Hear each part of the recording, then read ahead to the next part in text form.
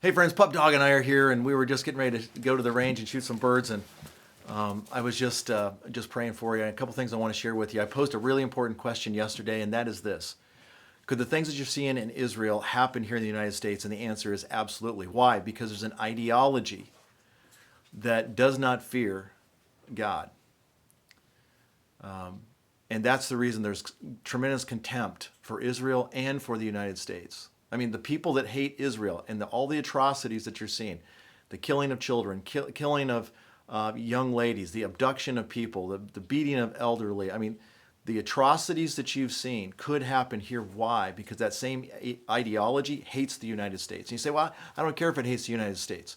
No, understand that that hate is worked out in butchery, as we saw, and it will be worked out in butchery if they were able here in the United States. That's why the Twin Towers occurred the way it did, killing Americans, killing your husbands, wives, children.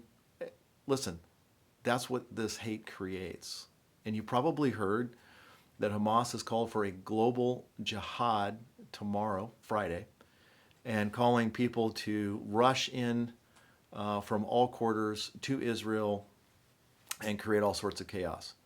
There's tremendous concern, I think, at all levels. And I think if you had government officials speak honestly, they would say this could be the code words for a cell group release here in the United States, or lone wolves that have been planted here in the United States through various means.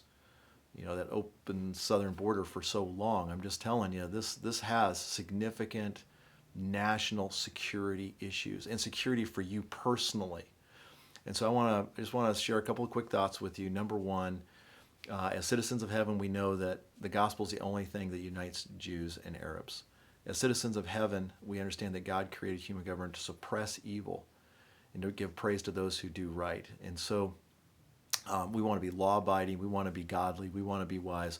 But as citizens here in the United States, or whatever country you're in, you have a responsibility to your neighbors, friends in that country for their safety and their well-being. And that means you help those in law enforcement and the government suppress evil, not support evil, but suppress evil.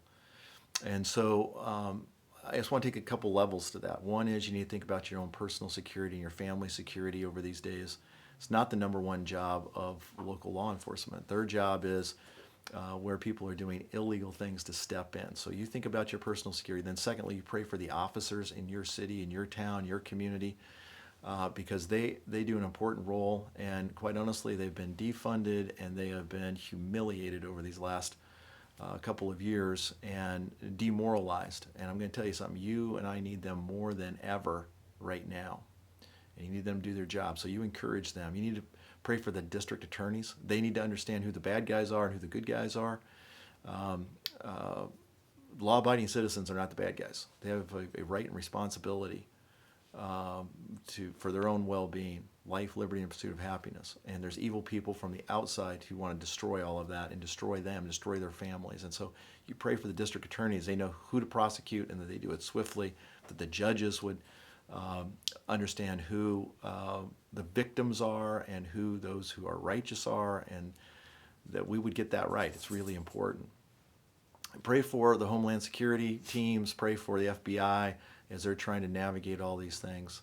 Pray for our military. Pray for our president. I'm just telling you, friends, it's really important. These leaders got a big job. And quite honestly, their responsibility is to look out for this country. That means your safety and well-being. So having said all of that, praying for you this weekend. Friends, hold on to Jesus, hold on to his promise, hold on to his presence. He is the only one that's going to carry us through. Keep pursuing Christ.